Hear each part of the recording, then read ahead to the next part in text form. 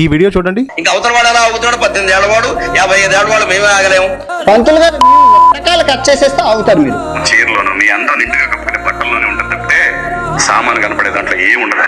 నువ్వు రాతగాని చెప్పడానికి సీతాదేవి తర్వాత ద్రౌపది ఏ టీషర్ట్లు వేసుకున్నారా రేపులు అయ్యాయి. ఏడైతే నా తల్లి 9 నెలలు కడుపు మీద మోసింది కదా, అదే గడ్డ మీద మొత్తం మీద బతుకుతున్నాం స్వామి. చేతగాని మాటలు సంచలనం. అన్వేషణ అంత పెద్ద ఎన్నో గ్రంథాలు వేదాలు తెలిసిన అంత గొప్ప మనిషిని వినడానికి కష్టంగా ఉండే బూతులతో దూషించడం ఏమైనా బాగుందన్న?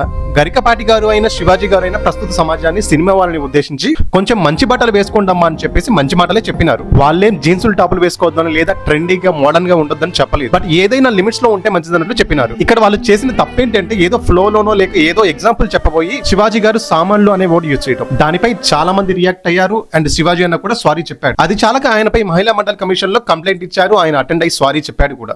సార్ విప్పి చూపిస్తూ మోడర్న్ ఏంటి సార్? నువ్వు దాచుకోవాల్సిన శరీర భాగాల్ని నీకు ఎదురైన ప్రతి మగవాడికి చూపిస్తున్నావు. ఇంకా గరికపాటి గారేమో 55 ఏళ్ళు వచ్చిన మాకే అదోలా ఉంటుంది అనడం సరిగాలి. బట్ మీకు ఆయన మాటలు నచ్చకపోతే జర మంచి మాటలు వాడి ప్రశ్నించండి. అంతేకాని మీ నాన్నగారి ఏజ్ ఉన్న పెద్ద మనిషిని పట్టుకుని అంతలా బూతులు వాడడం ఏం బాలేదు. అదే కాక మన పురాణాలని కూడా తప్పుగా మాట్లాడారు. అండ్ అన్వేషణ లాంటి వాళ్ళని ఎంకరేజ్ చేసేది కూడా మనమే. అన్వేషణ వీడియోస్ లో ఆల్మోస్ట్ అంతా బూతులే ఉంటాయి. ఆటగాళ్ళు, 60 పిచ్చులు, 60 రకాల కూరలు, మన బూతులు. ఈ శివాజీ ఎంత దొంగ లంజా కొడుకు అంటే నా అంబిషన్ 10th క్లాస్ ఫెయిల్ అయిపోయిన లంజా కొడుకు వాడు చెప్పడం మీరు వినరు. ఇవన్నీ చూసి విని మనమే ఎంకరేజ్ చేస్తాం. మీరు సమర్థిస్తారా అన్వేషణ మాటలు?